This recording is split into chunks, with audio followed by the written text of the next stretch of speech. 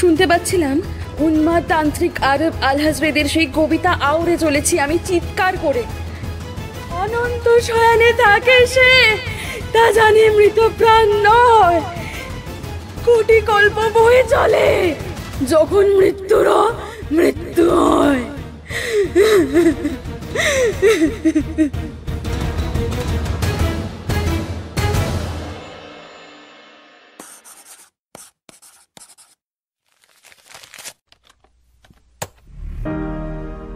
গল্প হলো এক সম্ভাবনাময় জগৎ, কখনো তা আতঙ্কের, আবার কখনো সম্পর্কের শীতলতার আভাস দেয়।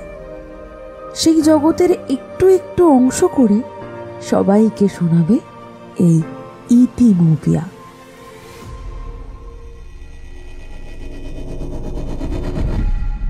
শুনতে থাকুন এইচ.পি. লাভক্রাফটের কাহিনী অবলম্বনে অভিশপ্ত শহর।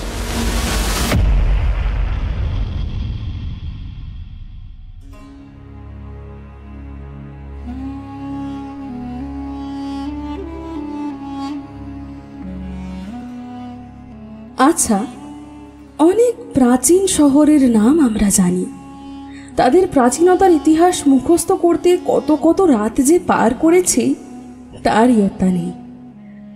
কালীবঙ্গান, ধোলাভিরা, হরপ্পা হোক বা প্রাচীন গ্রিসের ট্রয়, আরও জানা বা অজানা কত নাম, কিন্তু এই নামগুলো তো আমাদের দেওয়া।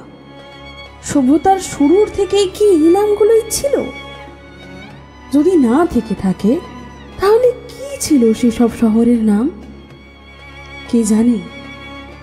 বিদ্বান ব্যক্তিরা মাথার ঘাম পায়ে ফেলে জনশূন্য শহরগুলোকে পর্যবেক্ষণ করে সাজিয়ে তুলেছেন নতুন ইতিহাস, কিন্তু আসল সত্যর খবর কে জানে? কারা থাকতো সেসব শহরে? কোথায় চলে গেল সেসব শহরের মানুষেরা? কি ঘটেছিল তাদের সাথে? এই সব প্রশ্নের উত্তর খুঁজতে গেলে তথ্য নয়, কল্পনায় ভর করতে হয়।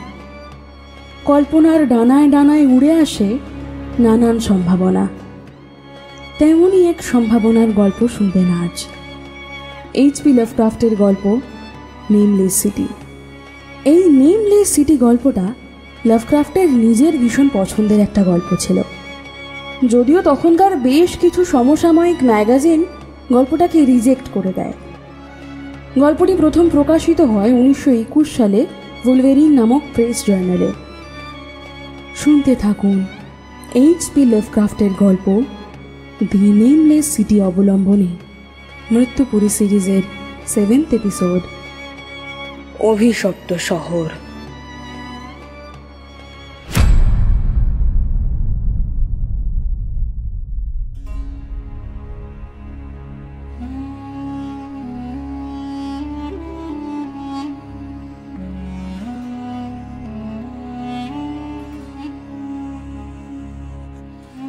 নামহীন সে শহরের কাছাকাছি পৌঁছে আমি টের পেয়েছিলাম জায়গাটা অভিশপ্ত। পূর্ণ চাঁদের আলোয় আরব দেশের মরুসাগর পাড়ি দিতে দিতে দিগন্তের কাছে বালি থেকে উঠে আসা তার কঙ্কালটা আমার প্রথম চোখে পড়েছিল। মনে হচ্ছিল যেন অযত্নে খোঁড়া কোনো কবর থেকে বের হয়ে আসা মৃতদেহের হাত উঁচু হয়ে উঠেছে আকাশের দিকে। দেখেই বোঝা যায় এ ধ্বংসস্তূপ পিরামিডের থেকেও প্রাচীন। ব্যাবিলনের পত্তনের আগে থেকেই তা এখানে দাঁড়িয়ে আছে। দূর অতীতের মহাপ্লাবনে হারিয়ে যাওয়া কোনো বসতির কুয়াশাচ্ছন্ন অতীত তার বুড়ো পাথরের গায়ে মাখামাখি হয়ে থাকে। আকাশের দিকে কঙ্কালসার একটা হাত তুলে সে যেন আমাকে তার রহস্যের থেকে দূরে ঠেলে রাখছিল। সে রহস্য কোনো মানুষের জানা উচিত নয়। কেউ কখনো তা জানবার সাহস করেনি। কোনো লোকগাথা তার নাম জানে না। তার বাসিন্দাদের গল্প বলা নেই কোনো প্রাচীন মহাকাব্যে। শুধু মরুচর বেদুইনদের ক্যাম্প ফায়ারে নিচু গলায় কেউ কেউ তার জীবিত কালের উপকথা শোনায়। সেই উপকথার জন্ম দিয়েছিল তান্ত্রিক আব্দুল আল হজরতের এক উন্মাদ স্বপ্ন। সেই স্বপ্ন থেকে জেগে উঠে সেই শুধু এইটুকুই বলতে পেরেছিল, That is not dead, which can eternal lie, and with strange events, even death may die. অনন্ত শয়ানে থাকে সে, তা জানি মৃত প্রাণ নয়। কোটি কল্প বহে চলে, যখন মৃত্যুরও মৃত্যু হয়।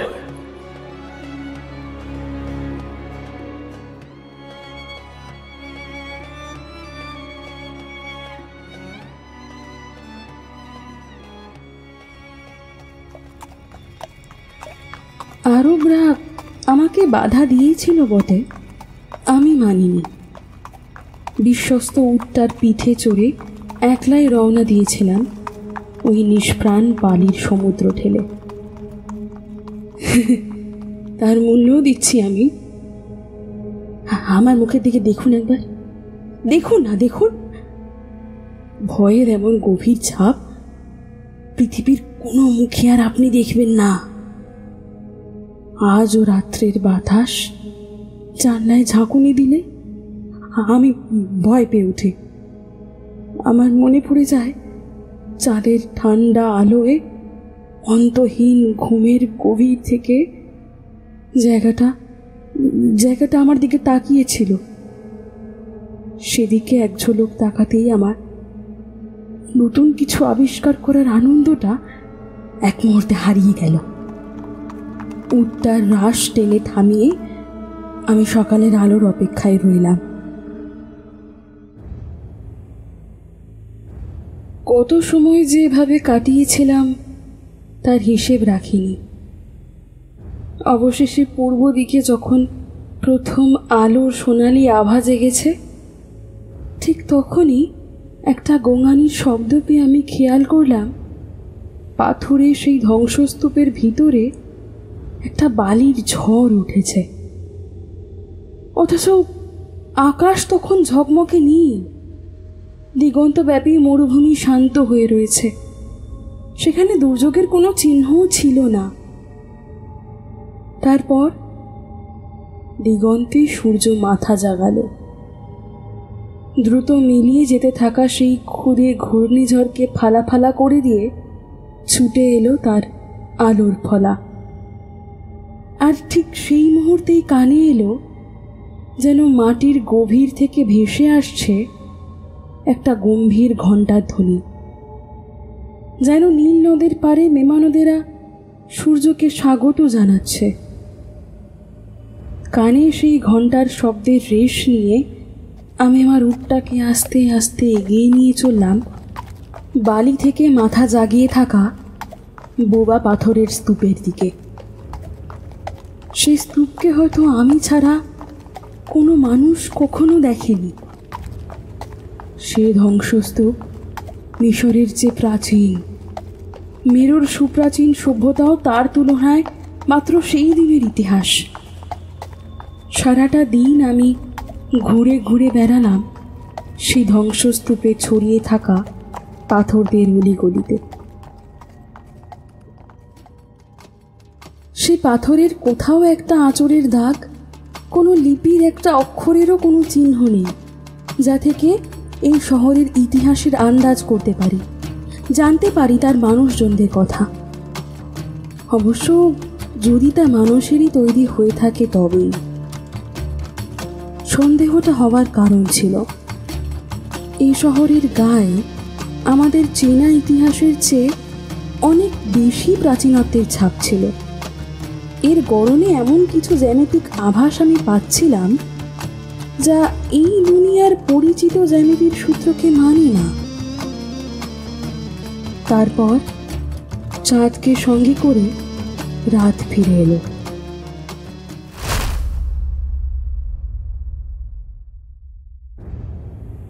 সঙ্গে সঙ্গে বাতাসে ফিরে এলো গতকালের সেই অদ্ভুত ঠান্ডা ভাবটা। আমি শহরের চৌহদি থেকে বেরিয়ে এলাম। ফিরে আসতে আসতে দেখেছিলাম ধ্বংসস্তূপের মধ্যে ফের জেগে উঠেছে বালির ঘূর্ণি হাওয়া। আমার পিছনে ধূসর সেসব পাথরের বুকে কোনো অতৃপ্ত আত্মার মতোই ঘুরে বেড়াচ্ছিল। রাতভর ভয়ানক দুঃস্বপ্নের ঘোর কাটিয়ে যখন চোখ মেললাম, তখনও আমার কানে স্বপ্নে শোনা সেই সব ঘণ্টার শব্দ লেগে আছে। নামহীন শহরের অলিগলিতে তখন মিলিয়ে আসছিল গত রাতের ঘূর্ণিঝড়ের রেশ। তার উড়ন্ত বালির ভেতর দিয়ে সূর্যের প্রথম আলো এসে আমার চোখ ছুঁয়ে যাচ্ছিল। শান্ত মরুভূমির বুকে প্রাচীন কোনো রাক্ষসের দেহের মতো ছড়িয়ে থাকা সেই নামহীন শহরের শরীরে এবার ধীরে ধীরে মিলিয়ে যাচ্ছিল ঘূর্ণিটা। সারাটা সকাল কেটে গেল আমার শহরের বুকে খোঁড়াখুঁড়ি করে। লাভ হলো না কোনো। দুপুরে খানিক বিশ্রাম নিয়ে বিকেলে অন্য পথে কাজ শুরু করলাম আমি। এবারে আর খোঁড়াখুঁড়ি নয়, শহরের হারিয়ে যাওয়া ঘরবাড়ি আর রাস্তাঘাটের চিহ্নগুলো ধরে তার একটা কাল্পনিক ছবি তৈরির চেষ্টায় মন দিলাম। সেই করতে করতেই সুবিশাল একটা শহরের মানচিত্র গড়ে উঠছিল আমার মনে। সে শহর সভ্যতার শৈশবে নারের বুকে গড়ে ওঠা সারনাথ কিংবা ইবের প্রাকমানব প্রস্তর নগরীর চেয়েও প্রাচীন। ঘুরতে ঘুরতেই কখন যেন এসে পড়েছিলাম শহরের একেবারে মাঝখানটায়। এখানে পাথরের স্তর টিলার মতো উঁচু হয়ে গেছে জমি ছাড়িয়ে। তার গায়ে কিছু ছোট ছোট ঘর বা মন্দির খোদাই করা দেখে আমার মনে নতুন করে আশা জাগল। বাইরের পাথরের গায়ে কোনো লিপি বা ছবি থাকলেও বালির ঘষায় তা হারিয়ে যাওয়াটা স্বাভাবিক। কিন্তু ওই ঘরগুলোর ভিতরে হয়তো প্রাচীন এই সভ্যতার কিছু চিহ্ন বেঁচে গিয়েও থাকতে পারে।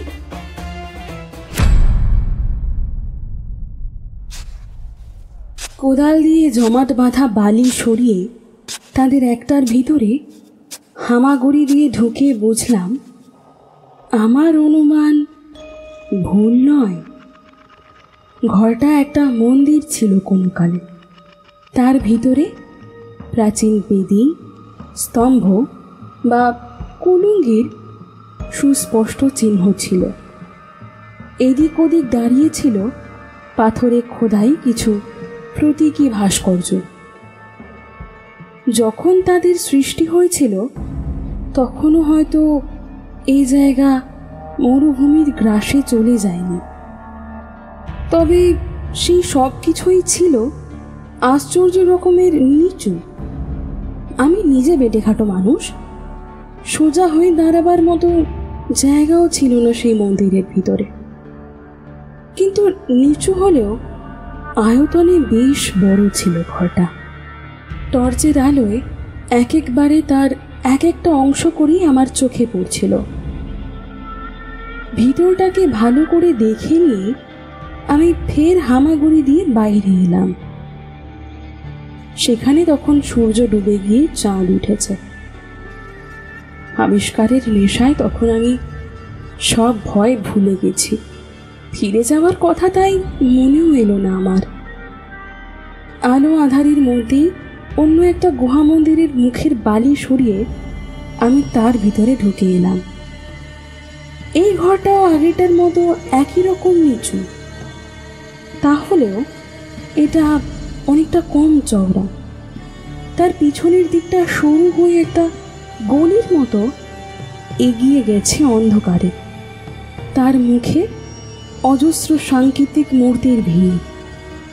টর্চের আলো ফেলে সেগুলোকে দেখছি, এমন সময় বাইরে থেকে হঠাৎ হাওয়ার শব্দ এলো। সঙ্গে সঙ্গে সেখান থেকে আমার উত্তার ভয়ার্ত ডাক ভেসে এলো একবার। তাড়াতাড়ি উঠে বাইরে এলাম আমি। সেখানে তখন প্রাচীন পাথরের গায়ে ঝলমল করছে মধ্যরাতের জ্যোৎস্না। টিলার মাথা বয়ে আসা ঝোড়ো হিমেল হাওয়ায় মাথা জাগানো বালির ঘূর্ণিটাও ঝিকমিক করছিল সেই আলোতে। বোধহয় হঠাৎ সেই ঠান্ডা হাওয়ার ঝাপটাতেই ভয় পেয়েছে প্রাণীটা। তাড়াতাড়ি এগিয়ে গিয়ে তার দড়ি ধরে তাকে সরিয়ে নিয়ে যেতে গিয়ে হঠাৎ টিলার মাথার দিকে চোখ পড়ল আমার। সেখানে হাওয়া একেবারে শান্ত। দেখে একবার গা ছমছম করে উঠেছিল আমার। তারপরেই মনে পড়ল, রোজই তো সকাল সন্ধে এই হাওয়াটা ওঠে এখানে। সম্ভবত পাহাড়ের গায়ে কোনো ফাটল দিয়ে হাওয়া বয়ে আসার জন্যই এমনটা এখানে হয়। কথাটা মনে হতে ভালো করে খেয়াল করে দেখলাম ঘূর্ণিটা অনেকটা দক্ষিণে পাহাড়ের গায়ের একটা বিন্দু থেকে উঠে আসছিল।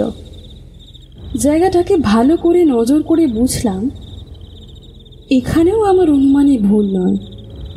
সেখানে আবছা আলোয় প্রায় অদৃশ্য একটা ফাটল চোখে পড়ে, যার মধ্যে থেকে হাওয়ায় ভর করে বেরিয়ে আসছিল ভাসমান বালির স্রোত।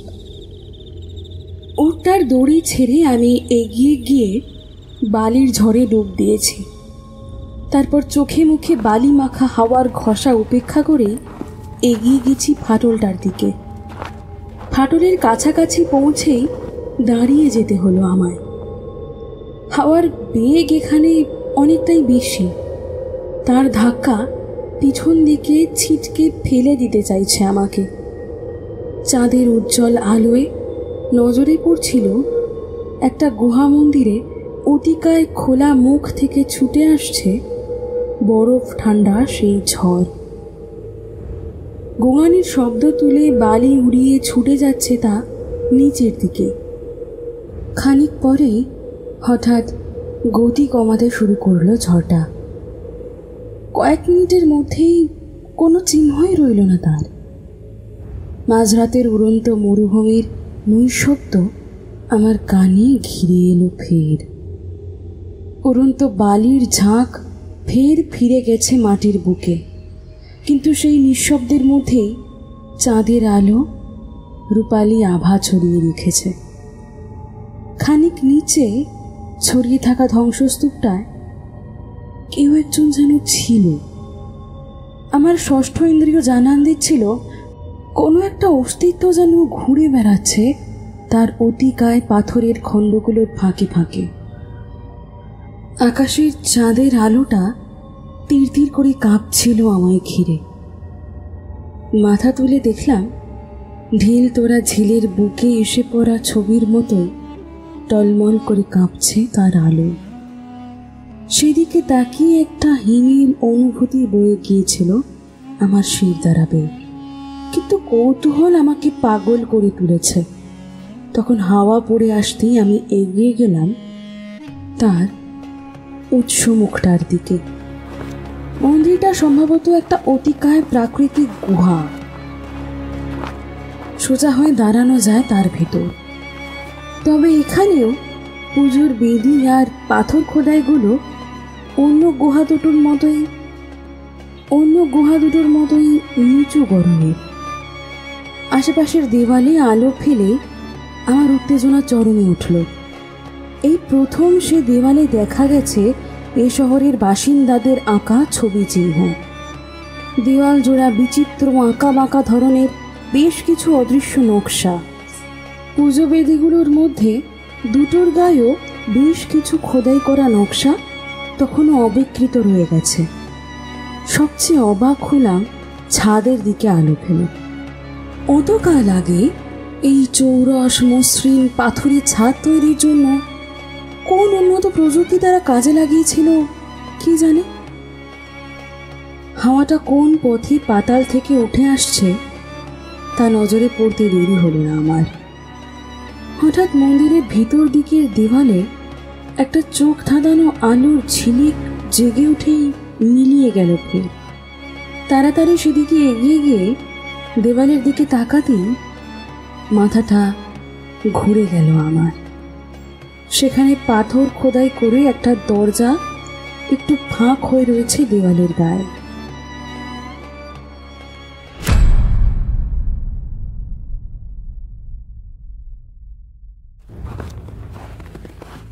ফাঁকাটা দিয়ে টর্চ ঢুকিয়ে তার বোতাম টিপতে আলোয় ধুয়ে গেল দরজার ভিতরের দিকটা।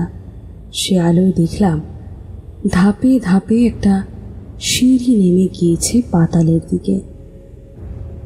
আজও সেই সিঁড়িটাকে দুঃস্বপ্নে বারবার দেখি আমি, কারণ আমি জানি ও সিঁড়ি কোথায় যায়। কোনো মতে পা রাখবার মতো ধাপ কাটা একটা খাঁড়াই মই যেন নেমে গেছে অতল অন্ধকার ফুঁড়ে। আমার মাথায় তখন উন্মাদ আরব কবির কথাগুলো ভাসছিল। পরিচিত পৃথিবী থেকে উঠে আসা সেই ভয়াল সাবধানবাণীরা, পরিচিত পৃথিবী থেকে উঠে আসা সেই ভয়াল সাবধানবাণীরা নিস্তব্ধ মরু সমুদ্রের বুক বেয়ে এসে যেন ছড়িয়ে পড়েছিল এই নামহীন শহরের সেই নির্জন মন্দিরে। তবে সেই সাবধানবাণী আমাকে বাধা দিতে পারেনি সে রাত্রে। একটু ইতস্তত করেছিলাম শুধু, তারপর দরজা পেরিয়ে পা রেখেছিলাম সেই সিঁড়ির ধাপে। কখনো খাড়াই ধাপ, কখনো নিচু গলি, তারপর ফের আরও খাড়াই ধাপ। সিঁড়ি বেয়ে অতলের দিকে নেমে চলতে চলতে কখন যে আমার হাতের টর্চটা নিভে গেছে খেয়াল ছিল না। কত ঘন্টা, মিনিট বা দিন কেটে গেছে সেই পথে অন্ধের মতো এগিয়ে চলতে চলতে। সেই অন্ধকারে এগিয়ে যেতে যেতে আমার স্মৃতিতে ঘুরে ফিরে আসছিল অজস্র অন্ধকার গাঁথার সুর। কখনো আল হজরতের দুঃস্বপ্নের কাব্য, কখনো দুম মঙের বিকারগ্রস্ত অশুভ স্তোত্রাবলী, কখনো আবার রবীন্দ্রনাথের গান, আবার কখনো আমদরিয়ার তীরে আফরাসি এবার তার দৈত্যদের ভেসে যাওয়ার কাহিনীর কিছু কিছু অংশ বিড়বিড় করে মন্ত্র পাঠের মতো বলে চলছিল আমার মুখ। আমার মন মাথা এসব ঠিক ছিল না। একসময় একটা খাড়াই সিঁড়ি বেয়ে নামতে নামতে আমি খেয়াল করলাম আমি সুর করে একটা গান গাইছি। চাঁদের হাসি বাঁধ ভেঙেছে, উঠলে পরে আলো, রজনী গন্ধা তোমার গন্ধ সুধা ঢালো। অবশেষে একসময় পথ এসে শেষ হলো একটা মসৃণ মেঝেতে। এখানে ছাদ একটু উঁচু, সোজা হয়ে দাঁড়াতে না পারলেও অন্তত হাঁটুতে ভর দিয়ে মাথা উঁচু করা যাচ্ছিল। অন্ধকারে এদিক ওদিক হাত বুলিয়ে বুঝতে পারলাম আমি একটা মাঝারি মাপের গলির মধ্যে রয়েছি। তার দুপাশে কিছু দূর দূর কাঁচের দরজাওয়ালা কিছু বাক্স, পাহাড়ের শেকড় ছাড়িয়ে মাটির বহু নিচে একটা আদিম আস্তানায় সে জিনিস কি করে এলো তা বুঝবার চেষ্টাও করছি না তখন আমি। হাতড়ে হাতড়ে বুঝতে পারছিলাম জিনিসগুলো লম্বাটে, অনেকটা কফিনের মতো গড়নের। দু একটার গায়ে ধাক্কা দিয়ে দেখলাম এক চুলো নড়ল না জিনিসগুলো। দৃষ্টি দিয়ে ভাবতে মানুষ এতটাই অভ্যস্ত যে লম্বা অন্ধকার প্যাসেজটা দিয়ে হামাগুড়ি দিয়ে এগিয়ে যেতে যেতে আমি যেন মনের চোখে দেখতে পাচ্ছিলাম দুপাশে সাজানো প্রাচীন কফিনের শাড়ির মধ্যে একটা মানুষ হামাগুড়ি দিয়ে এঁকে বেঁকে এগিয়ে যাচ্ছে অন্ধকার পেরিয়ে আরও গাঢ়তর অন্ধকারের দিকে। আর তারপর আমি ঘরটাকে দেখলাম। হ্যাঁ, দেখলাম কল্পনার দৃষ্টি যে ঠিক কখন বাস্তবের দৃষ্টির সাথে মিশে গিয়েছিল আমি তা টের পাইনি। যখন খেয়াল হলো তখন দেখি সামনে একটা আবছা আলো জেগে উঠছে। পৃথিবীর গভীর থেকে চুঁইয়ে আসা আলোর সেই আভায় প্যাসেজটা আর তার দুপাশে সাজানো বাক্সগুলো আবছা আবছা চোখে পড়ছিল আমার। শুরুতে তার সঙ্গে কল্পনায় দেখা জায়গাটার বিশেষ তফাৎ করতে পারছিলাম না আমি, কিন্তু তারপর যত আলোর উৎসটার দিকে এগোতে লাগলাম ততই উজ্জ্বলতর আভায় বুঝতে পারছিলাম আমার কল্পনা কতটা দুর্বল ছিল। মাটির উপরে থাকা গুহা মন্দিরগুলোর মতো কোনো আদিম ধ্বংসস্তূপ নয় এটা। তার দুপাশের দেওয়ালে উজ্জ্বল রঙে আঁকা অজস্র উদ্ভট মুরালের সার, আর তার নিচে সার বেঁধে রাখা বাক্সগুলোর কাঁচের আড়ালে অজস্র মামি, না মানুষের নয়, পরিচিত কোনো পার্থিব প্রাণীর মৃতদেহও নয় তারা। এই দুঃস্বপ্নের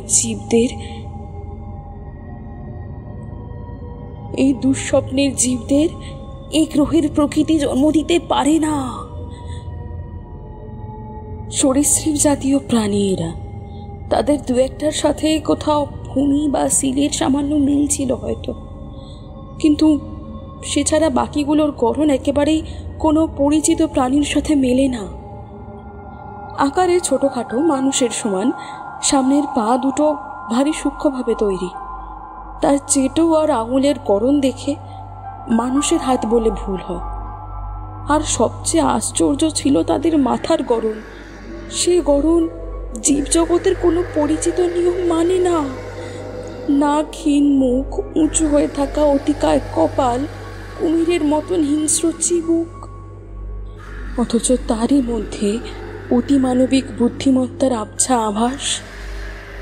আর তাদের পরনের চেনা অচেনা মণিমুক্তয়ে জড়ানো রাজকীয় পোশাক, সেসব আরও যেন ভয়ঙ্কর করে তুলেছে। অতীতের সে সমাজে এই সরীসৃপদের জায়গা যে অনেক উঁচু দরের ছিল, দেওয়ালের মুরেলগুলোয় তাদের অসংখ্য উপস্থিতি তার প্রমাণ দেয়। সেখানে কোনো অজানা সমুদ্রের ধারে বিচিত্র এক অপরিচিত প্রকৃতিতে এই জন্তুদের জীবনযাত্রার সার সার ছবি দেখতে দেখতেই একটা ধারণা গড়ে উঠেছিল আমার মনে। ছবিগুলো সম্ভবত প্রতীকী। প্রাচীন রোমের নেকড়ে কিংবা রেড ইন্ডিয়ানদের নান প্রজাতির পশু দেবতার মতোই এই জন্তুরাও সম্ভবত এই প্রাচীন শহরের মানুষের উপাস্য দেবতা ছিল। উপাস্য দেবতার প্রতীকের মধ্যে দিয়েই এখানকার মানুষ হয়তো নিজেদের ইতিহাস লিখে রেখে গেছে ছবির ভাষায়। প্রতীকের খোলসটা ছাড়াতে পারলে এই নামহীন শহরের বিষয় অনেক খবরই হয়তো পেয়ে যেতে পারি আমি এটার থেকে।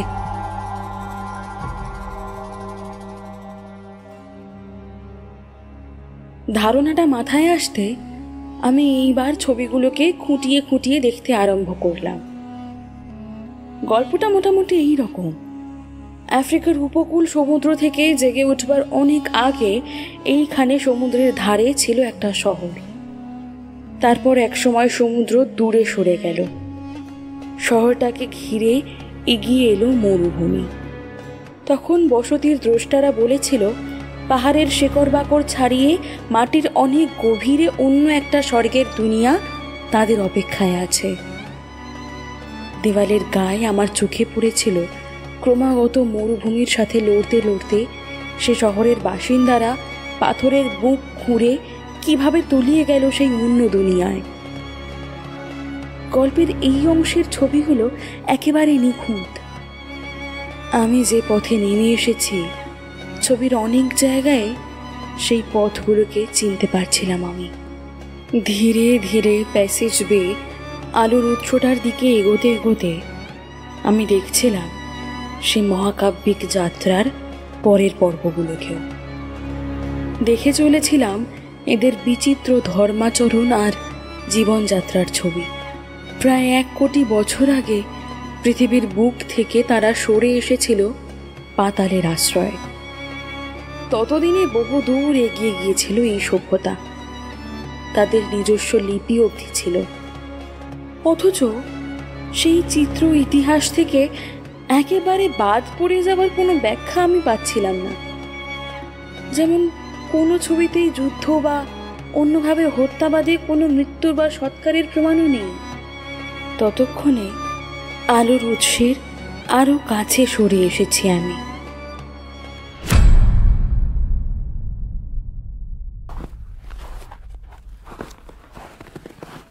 ছবিগুলো এইবার একেবারে দিনের আলোর মতোই পরিষ্কার। দেখা যাচ্ছিল মাটির গভীরে নতুন দুনিয়াতে এসেও ওপরের পৃথিবীকে তারা ভোলেনি। সেখানে মরুভূমির বুকে পড়ে থাকা সেই ধ্বংসস্তূপের ছবি বারবার ফিরে এসেছে। চাঁদের আলোয় দেখা যায় সেই ধ্বংসস্তূপের মৃত শরীরের ওপর সোনালি আলোয় মোড়া মেঘের মতোই ভেসে থাকে তাদের নতুন জগতের অসামান্য সুন্দর পাহাড়, নদী, বনভূমির ছবি। গ্যালারির একেবারে শেষ অংশে এসে হঠাৎ অপ্রত্যাশিতভাবে ছবিদের চরিত্র বদলে গেল। খানিক আগে অবধি দেখা যাচ্ছিল উঁচু মানের শিল্পীদের ছবি, এখন সেই জায়গায় দেখা যাচ্ছে এলোমেলো অপটু হাতে আঁকা ছবির দল। সেই ছবিতে বাইরের দুনিয়ার প্রতি ক্রমাগত বেড়ে ওঠা হিংস্রতার প্রমাণ পাচ্ছিলাম পদে পদে। এই পর্বের অজস্র ছবিতে পরিষ্কার ধরা পড়ছিল একটা গভীর অবক্ষয়ের সূচনা ঘটেছে তাদের জীবনে। তাদের আত্মারা পৃথিবীর গহ্বর ছেড়ে ভেসে বেড়ায় এককালের সেই পরিত্যক্ত দুনিয়ার শুকনো বুকে। শুকিয়ে ওঠা চেহারার সরীসৃপ পুরোহিতেরা রাজকীয় পোশাকে সেজে ক্রমাগত অভিশাপ দিয়ে চলে পৃথিবীর উপরতলার বাসিন্দাদের। অবশেষে একেবারে শেষের দিকের একটা ছবিতে আমি প্রথমবার একজন মানুষের দেখা পেলাম। অনন্ত মরুভূমির বুকে একলা আদিম মানুষ। যদি তারা সরীসৃপ দেবতার প্রতীকেই আঁকবে, তাহলে শেষ দৃশ্যের শিকারটাকে মানুষের চেহারায় কেন আঁকলো তারা?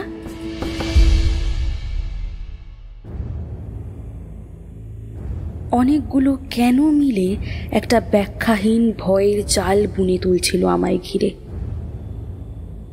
তবে কিছুক্ষণের মধ্যে সেই ভয়কে কাটিয়ে উঠলাম আমি। সামনে খোলা দরজাটা আমায় ডাকছিল। ওর সেই উজ্জ্বল অন্ধকারের আড়ালে যে স্বর্গের মতো দুনিয়া আছে তার ছবি আমি প্যাসেজের দেওয়ালে দেখেছি। উঠে দাঁড়িয়ে দরজাটার কাছে এগিয়ে যেতে হঠাৎ করে সেই তীব্র ভয়ের অনুভূতিটা আবার আমার মনে ফিরে এলো। নামহীন এই শহরে সন্ধে নামবার মুখে যে ভয়ের অনুভূতি টের পেয়েছিলাম প্রথম দিন, এই যেন তারই বহুগুণ তীব্র একটা রূপ। আর তার সঙ্গে সঙ্গেই হঠাৎ হঠাৎ মাথার উপর থেকে একটা গম্ভীর গোঙানির শব্দ ভেসে এলো, যেন বহু দূর থেকে প্যাসেজটার দিকে ধেয়ে আসছে তা। হঠাৎ কি মনে হতে হাতের ঘড়িটা দেখলাম, সকাল হয়ে আসছে। প্যাসেজের মধ্যে তাপমাত্রা হঠাৎ কমে এসেছে খানিক। আমাকে ঘিরে নড়াচড়া করতে শুরু করা বাতাস জানিয়ে দিচ্ছিল সারা রাত এই গুহাদেশ থেকে বাইরে বের হয়ে ঘুরে বেড়ায় হাওয়ার যেই ঝড়, এখন সূর্য উঠবার পর তা ফের তার গুহার আশ্রয়ে ফিরে আসছে। পাথরের দেওয়ালে ধাক্কা খেয়ে ওই গম্ভীর শব্দ আসলে তারই পদধ্বনি। তাড়াতাড়ি মাটিতে ঝুঁকে পড়ে আমি ছুটে আসা সেই ঝড়ের মুখোমুখি হওয়ার জন্য তৈরি হলাম। আর তারপর একেবারে হঠাৎ করেই প্যাসেজের অন্য পাশ থেকে ধেয়ে এলো সেই বরফ ঠান্ডা হাওয়ার ঝড়। ধেয়ে চলল খোলা দরজা বেয়ে সেই আলোকিত পাতালের দিকে। প্রাণপণে নিজেকে বাঁচাবার জন্য জুঝছিলাম আমি, আঁকড়ে ধরে রাখছিলাম দরজার হাতলটাকে। হাওয়ার তীব্র টান যেন হাজারটা হাতের মতো ছিঁড়ে খুঁড়ে ফেলতে চাইছিল আমার গোটা শরীরটাকে। আমার চোখে ভাসছিল হিংস্র সরীসৃপদের হাতে টুকরো টুকরো হয়ে যেতে থাকা সেই আদিম মানুষের ছবিটা। ধেয়ে চলা সেই বাতাসের গর্জন আমার সমস্ত শরীর ঘিরে তার হিংস্র অক্ষম নখরা হাতে দেহহীন অসহায়তার ক্রোধের উত্তাপ ছড়িয়ে দিচ্ছিল। সেই মুহূর্তে প্রায় পাগল হয়ে গিয়েছিলাম আমি। চিৎকার করছিলাম প্রাণপণে, কিন্তু হাওয়া পিশাচদের ক্রমাগত গোঙানির শব্দে সেই চিৎকার চাপা পড়ে যাচ্ছিল। তীব্র হাওয়ার ঝটকার বিরুদ্ধে হাওয়া করে দিয়ে সরে যাচ্ছিলাম আমি, কিন্তু আমার চেষ্টাকে পরাস্ত করে আস্তেই আস্তেই আমাকে দরজার ওপাশের অতলের দিকে ঠেলে নিয়ে যাচ্ছিল সেই ঝোড়ো বাতাস। অবশেষে একসময় বোধ শক্তি হারিয়ে ফেললাম আমি। শুনতে পাচ্ছিলাম উন্মাদ তান্ত্রিক আরব আলহাজরেদের সেই কবিতা আউড়ে চলেছি আমি চিৎকার করে। অনন্ত শয়নে থাকে সে, তা জানি মৃত প্রাণ নয়, কোটি কল্প বয়ে চলে, যখন মৃত্যুরও মৃত্যু হয়।